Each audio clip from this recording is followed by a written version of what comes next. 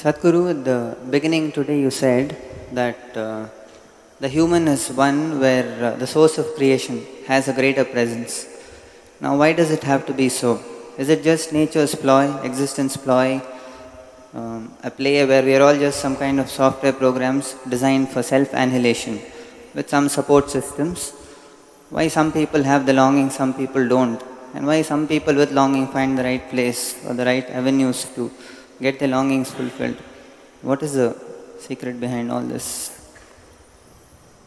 For the first part of the question, why are you asking me? I didn't create this damn place. I'm only trying to create a solution. I didn't create the problem.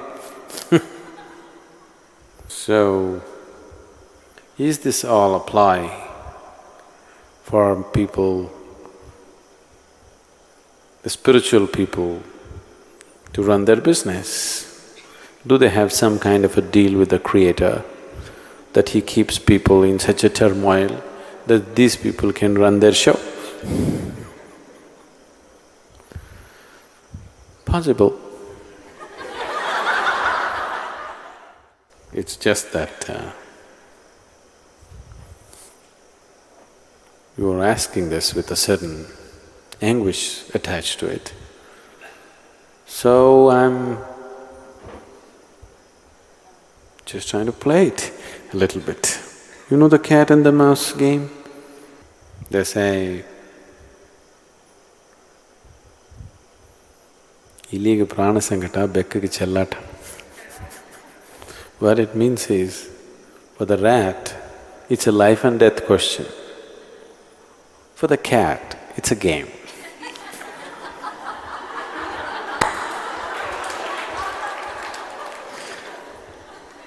So, it all depends which one you are. So, why this whole thing is made like this? Is it some kind of a conspiracy between the spiritual gurus and the Creator? No. It's all conspiracy from the other side. We are trying to beat the conspiracy.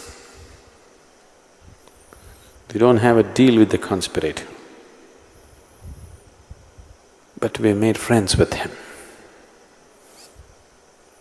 Now that we have made friends with him, we can get him to open the door. Or we have found the keys ourselves. Even without his permission, we started opening the door these days. Now why in one person there is a longing, in another there isn't? There is no such thing. In everybody there is a longing. In everybody there is a longing to be little more than what he is right now, isn't it? In everybody there is such a longing, that is a spiritual longing. It's just that most people do not recognize it as such till a certain amount of pain or suffering or old age or the constant threat of death enters their life. Till then, they will not recognize that longing for what it is. They will go on painting all kinds of pictures.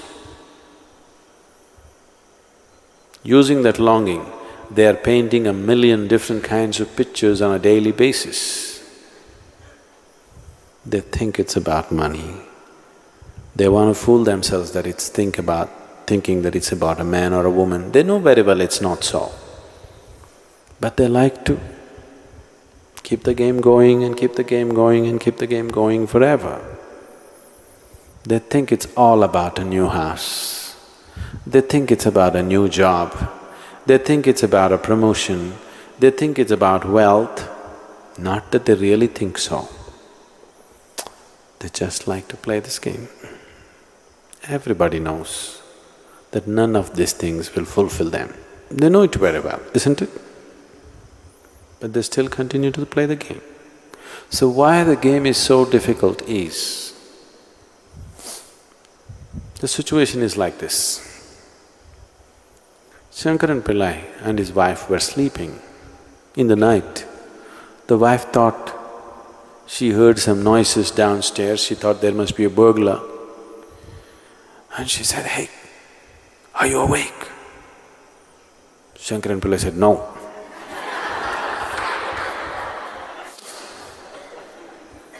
That's why you can't wake them up. You understand? They're really asleep. It's very easy to wake them. Gently you can either kiss them awake if they are gentle people, or you can put ice cold water, a bucket of ice cold water and wake them. But the problem is they're awake and they pretend to be asleep. Now you have to coax them not to pretend. You know it's difficult. You know it's difficult. That's why it seems so difficult, not otherwise. If people were really asleep, it would be very easily to awaken them. They're awake, but they're pretending to be asleep. Now, if you see, a man who is pretending to be asleep, if you roll him over, he'll sleep this side. You make him sit up, he'll sleep sitting. You make him stand up, he'll sleep standing. When he is determined not to wake up, then it takes lots of work. That's the foolish work we're doing in the name of spirituality. To wake people up who are already awake, but who like to pretend that they're asleep. Otherwise, why this going on and on? One satsang is enough, isn't it? Just one satsang is enough. Why another one, another one, another one? Because one satsang you roll them over like this, then they sleep this side. Next satsang, okay, that didn't work, you roll them like this, they'll sleep that in that position. In every new position they will sleep. So you don't let them sit in any position, you keep them moving, moving, moving, moving to a point of frustration where they'll gap, okay, this damn man won't let me sleep anyway, what the hell? Let me come awake. This is the way fools will wake up. But the intelligent should wake up the moment they know they're awake, they must open their eyes and see. Those who are eager for life, those who are looking forward to the day, the moment they're awake, they will get up and come out. Those who are not looking forward to the day, if sun comes up, they want to deny it by the blanket, isn't it? So that's why the spiritual processes are designed like this. You like it or you don't like it, 5:30 in the 5 o'clock in the morning, get up and cold water and sit down and do everything that you have to do. No, I don't like it, I don't like it, it doesn't matter you don't like it, just do it. You're asleep, it doesn't matter. You still walk around and do everything. If you do this for some time, then you will realize, what's the point pretending? Anyway, they'll make me do all these things. Then it'll not be worth pretending. You're creating a whole range of illusions for yourself. Life should disillusion you somewhere, it will. The sooner it does, it's good. When life doesn't, a guru tries to hasten the process of disillusioning you. Do not understand disillusion as a negative process. Disillusioning means destroying your illusions, isn't it? If you get disillusioned, is it a positive thing or a negative thing?